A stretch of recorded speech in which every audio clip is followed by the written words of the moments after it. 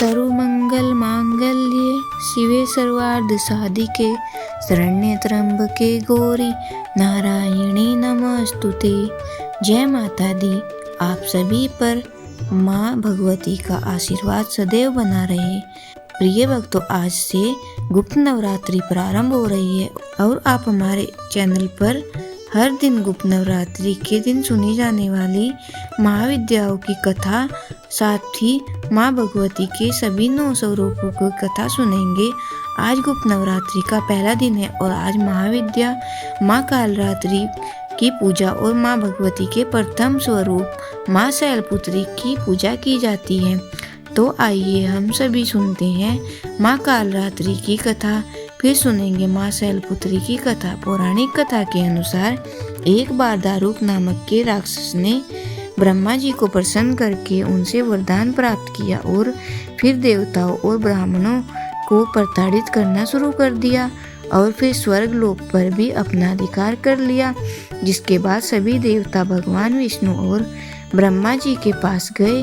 ब्रह्मा जी ने सभी देवताओं को बताया कि इस दुष्ट का श्रृंगार एक स्त्री ही कर सकती है। जिसके बाद सभी देवता भगवान शिव के पास गए। उन्होंने भगवान शिव को यह बात बताई।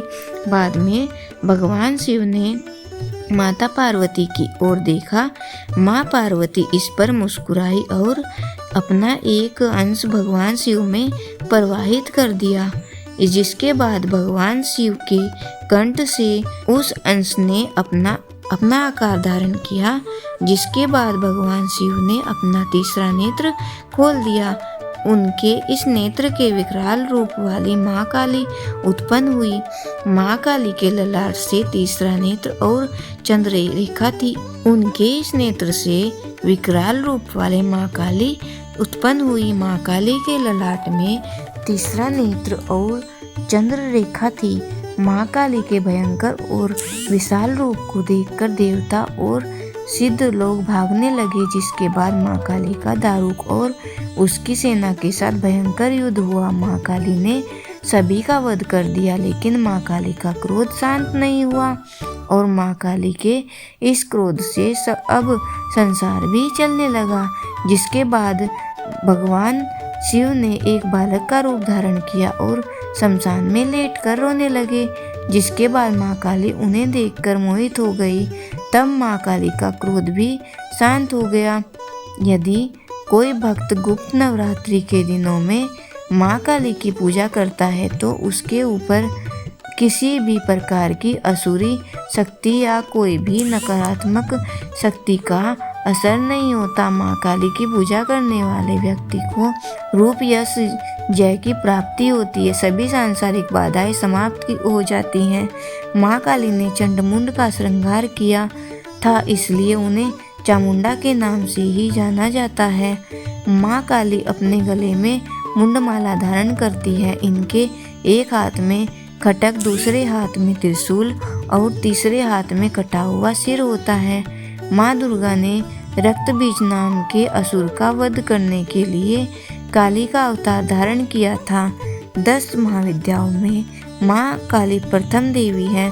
गुप्त नवरात्रि में प्रथम दिन माँ काली की आराधना की जाती है। जो लोग तंत्र शक्तियाँ प्राप्त करना चाहते हैं उन्हें पहले दिन विशेष रूप से माँ काली की पूजा करनी चाहिए।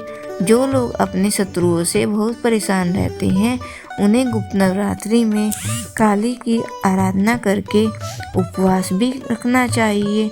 ऐसा करने से शत्रुओं से मुक्ति मिलती है। माँ काली की पूजा करने से अकाल मृत्यु का भय भी दूर होता जाता है।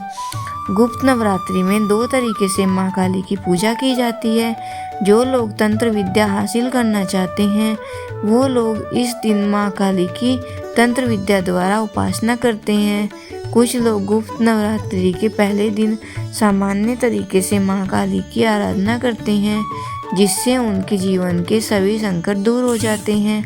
माँ काली को लाल रंग अत्यंत प्रिय है, इसलिए आज के दिन माँ काली को आप लाल रंग की वस्तुओं का खास तौर पर गुड़ और अनार का भोग लगा सकते हैं। माँ काली की पूजा करने के लिए गुप्त नवरात्रि के पहले दिन ब्रह्मा मुहूर्त में उठकर स्नान करने के बाद स्वच्छ वस्त्र धारण करें। एक चौकी पर गंगाजल छिड़क कर उसे शुद्ध करें। उस पर साफ कपड़ा बिछाकर अब घट स्थापना करें।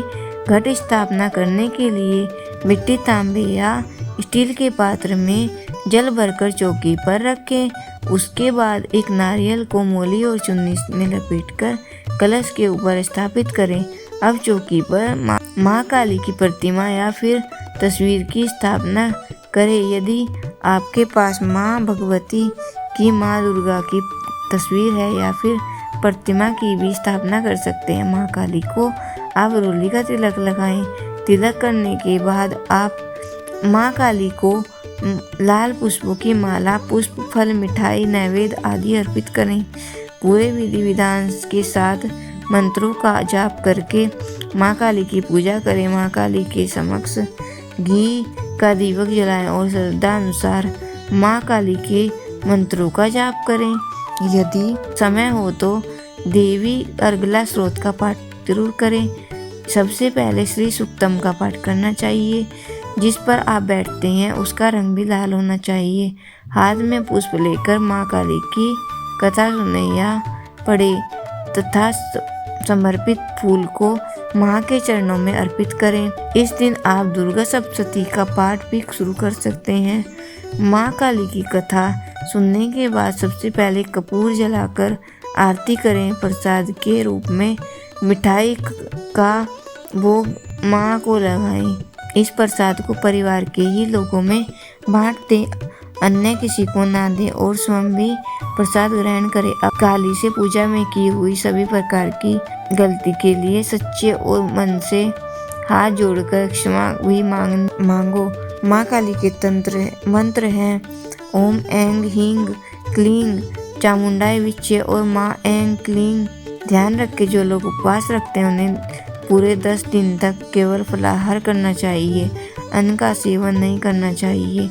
यह थी माँ कालरात्रि की कथा। अब सुनिए माँ शैलपुत्री की कथा। पौराणिक कथा के अनुसार पिछले जन्म में माँ शैलपुत्री देवी सती के रूप में जन्मी थी।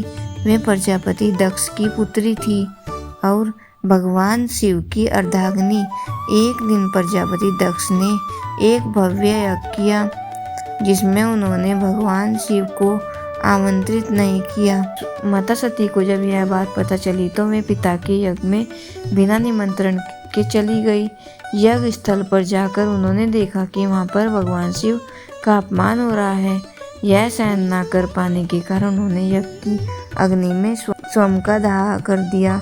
इस घटना से भगवान शिव अत्यंत क्रोधित हुए और उन्होंने अपने गण वीरभद्र को लेकर यज्ञ का विध्वंस कर दिया। के बाद माँ सती ने राजा हिमालयन के घर जन्म लिया और वे शैलपुत्री कहलाई। आगे चलकर उन्होंने कठोर तपस्या कर भगवान शिव को पुनः अपने पति के रूप में प्राप्त किया। माँ शैलपुत्री आप आध्यात्मिक ऊर्जा का पहला केंद्र हैं। सभी के साथ साधक और साधना प्रारंभ होती है। प्रेम से बोलिए माँ शैलपुत्री कीजिए। अब सुनिए माँ वैष्णो देवी की कथा। वैष्णो देवी के मंदिर में जुड़ी वैसे तो बहुत सारी कथाएं हैं, जिनमें एक कथा है भगवान राम का वनवास के दौरान माता वैष्णो देवी का मिलन। जब भगवान श्री राम देवी माता को त्रिकूट पर्वत स्थित पवित्र गुफा की ओर निर्देशित किया था। अन्य कथाएं भी हैं जैसे पांडवों की कथा, जिनके बारे में कहा जाता है कि उन्होंने इसी पवित्र धाम का दौरा किया था। मान्यता है कि उन्होंने यहाँ पर एक मंदिर भी बनवाया था और मान्यता यह भी है कि राजा हिरण्यकश्यप के पुत्र भक्त प्रहलाद ने भी इस पवित्र मंदिर की तीर्थ यात्रा की थी। हालांकि सबसे लोकप्रिय और प्रसिद्ध कथा माता वैष्णो देवी के श्रीधर ब्राह्मण की है, जो कि वर्तमान में कटरा शहर में चित्रकूट पर्वत की तलहटी में स्थित हंसाली गांव में रहते थे। श्रीधर भक्ति के कट्टर भक्त थे और अत्यंत गरीब होने के बावजूद एक दिन कन्या रूप में उनके स्वप्न में प्रकट हुई देवी वैष्णवी की प्रेरणा और आश्वासन श्रीधर ने एक भंडारे का आयोजन किया। भंडारे के लिए शुभ तिथि चुनी गई और श्रीधर ने आसपास के गांव में रहने वाले सभी लोगों को उस भंडारे में आमंत्रित किया।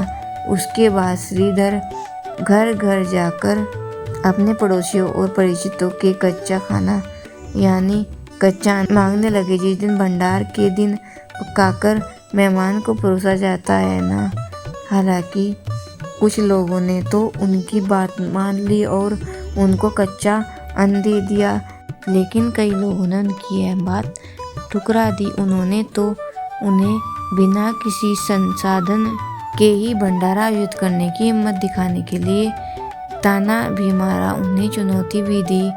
अब जैसे जैसे भंडारे का दिन नजदीक आता गया, श्रीधर की चिंता बढ़ती गई। कारण यही था कि वह निर्धन थे। अब भंडारा आयोजित कर रहे हैं तो आमंत्रित मेहमानों के लिए भोजन की व्यवस्था कैसे की जाए। भंडारे से एक दिन पहले वाली रात श्रीधर को नींद ही नहीं आई। पूरी रात वह उलझन में उलझे रहे कि सीमित सामग्री में अपने मेहमानों को वह कैसे भोजन कराएंगे और उनके लिए उपलब्ध जगह में कैसे और क्या प्रबंध करें। जब सुबह हुई तो उन्हें अपनी समस्या का कोई संतोषजनक समाधान नहीं सूझा। तब उन्हें अपने आप को भाग्य के भरोसे छोड़ दिया और उस दिन का सामना करने के लिए उठ खड़े हुए। अब वह अपनी झोपड़ी के बाहर पूजा करने बैठ गए।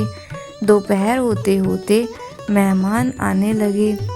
उन्हें पूरी तरह से पूजा में तल्लीन देखकर मेहमानों को जहाँ भी जगह मिली आराम से वहीं बैठने लगे। और अजीब बात यह थी कि हैरानी वाली बात यह थी कि श्रीधर की छोटी सी झोपड़ी में बहुत बड़ी संख्या में मेहमान आराम से अपनी अपनी जगह बनाकर बैठ गए थे। फिर भी बहुत सारी जगह खाली पड़ी थी। पूजा समाप्त होने पर भी श्रीधर ने चारों ओर देखा तो बड़ी संख्या में मेहमान आए हुए थे। इतनी भारी संख्या में लोगों को उपस्थित देखकर उनकी चिंता तो बढ़ गई। वह सोचने लगे कि अब मैं इनके लिए भोजन का प्रबंध कैसे करूं।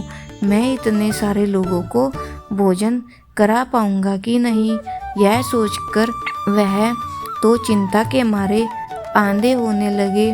और फिर वहाँ पर जो कुछ भी हुआ उस पर सहसा किसी को विश्वास ही नहीं हुआ। जब श्रीधर इस तरह चिंता में मग्न थे तभी उन्होंने माता वैष्णवी को एक छोटी सी कन्या के रूप में अपनी झोपड़ी के बाहर आते हुए देखा और झोपड़ी के अंदर हर तरह के भोजन बने हुए तैयार थे। माता वैष्णवी की कृपा से सभी मेहमानों को उनकी पसंद का भोजन कराया गया और गुरु गोरखनाथ के शिष्य भैरवनाथ द्वारा उठाई गई कुछ समस्याओं के बावजूद भी भंडारा बहुत सफल रहा। पंडित श्रीधर के इस भंडारे में भैरवनाथ नामक एक तांत्रिक भी आया। उसने उस कन्या अर्थात माँ वैष्णो देवी से मांस मदिरा की मांग कर दी। कन्या के मना करने पर उसने कन्या से उसकी वास्तविक पहचान पूछी और उनकी शक्ति की परीक्षा लेने की भी कोशिश की। भैरवनाथ माँ वैष्णो देवी की शक्ति को पहचान गया। माँ वैष्णो देवी ने भैरवनाथ को समझाने का प्रयास किया, लेकिन उसने तो उनका ही पीछा करना शुरू कर दिया। तब माँ वैष्णो देवी ने भैरवनाथ से बचने के लिए त्रिकुट पर्वत की ओर प्रस्थान किया। उन्होंने गुफा में प्रवेश किया और ध्यान में लीन हो गई, लेकिन भैरवनाथ ने उनका पीछा नहीं छोड़ा। वह लगातार उनका पीछा करता रहा और आखिरकार वह गुफा के अंदर पहुंच ही गया। तब माँ वैष्णो देवी ने गुफा के बाहर आकर भैरवनाथ का वध कर दिया। मरते समय भैरवनाथ ने क्षमा याचना की और माँ ने उसे मोक्ष प्रदान कर दिया। कहा कि जो भी भक्त मेरे दर्शन करने के लिए आएगा वह तुम्हारे भी दर्शन करेगा, तभी उसकी पूजा सफल होगी, तभी उसे तीर्थ यात्रा का पूर्ण फल प्राप्त होगा। भैरवनाथ का सिर भैरव घाटी में गिरा, जहां आज भैरवनाथ का मंदिर स्थित है। फिर माँ वैष्णो देवी ने श्रीधर पंडित को भी दर्शन दिए और उन्हें आशीर्वाद दिया कि उनकी भक्ति और श्रद्धा की चर्चा युगों युगों तक रहेगी। माँ ने श्रीधर को संतान प्राप्ति का आशीर्वाद भी दिया और कहा कि तुम्हारे वंशज ही मेरी पूजा अर्चना करते रहेंगे। श्रीधर पंडित के घर में माँ की कृपा से सुख और समृद्धि का वास हो गया। पंडित श्रीधर जी और माता वैष्णो देवी की यह कथा न केवल उनकी भक्ति और आस्था की कहानी है, बल्कि यह माता के चमत्कारिक रूप, चमत्कारिक शक्तियों और उनके भक्तों की प्रति अनंत प्रेम का भी प्रतीक है, जो हमें सिखाती है कि सच्ची भक्ति और विश्वास से सभी कठिनाइयाँ दूर हो सकती हैं और देवी की कृपा से असंभव भी संभव हो सकता है। इस प्रकार हम सभी ने माँ वैष्णो देवी की कथा सुनी। सभी प्रेम से बोलिए माँ वैष्णो देवी की जय। प्रिय भक्तों, अब हम सभी मिलकर माँ शैलपुत्री की आरती गाएं। ओम जय शैलपुत्री माता, मैया जय शैलपुत्री माता, सर्व सुखों की दात्री, सर्व सुखों की दात्री देना माँ करुणा। ओम जय शैलपुत्री माता, हस्त कमल अति सोहे, त्रिशूल धारिणी माँ शीस झुकावे, हम सब कृपा मानित करना।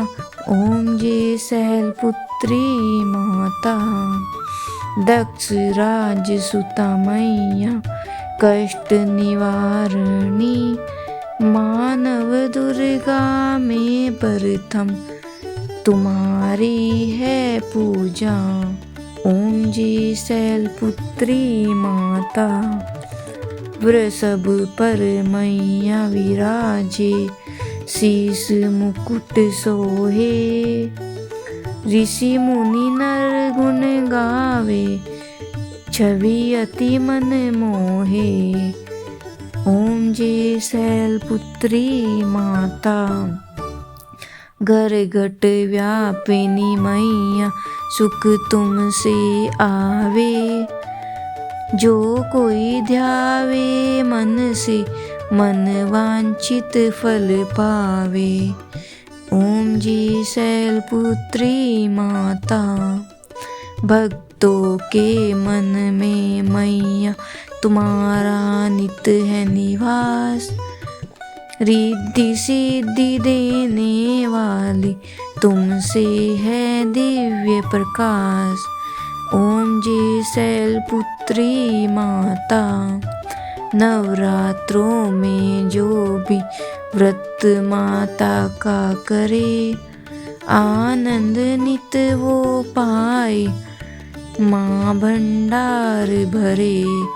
ओम जय शैलपुत्री माता, हम सब तुम्हारे मैया, तुम हमारी माता, दया दृष्टि माँ करना, हम कर जगराता। ओम जय शैलपुत्री माता, माँ शैलपुत्री जी की आरती जो जन नित गावे, सुख की बद्री बरसे, मन नित हर्षाए। ओम जय शैलपुत्री माता, मैया जय शैलपुत्री माता, सर्व सुखों की दात्री देना माँ करुणा। ओम जय शैलपुत्री माता, सभी बोलिए शेरों वाली मैया की जय, शैलपुत्री मैया की जय, वैष्णो देवी मैया की जय।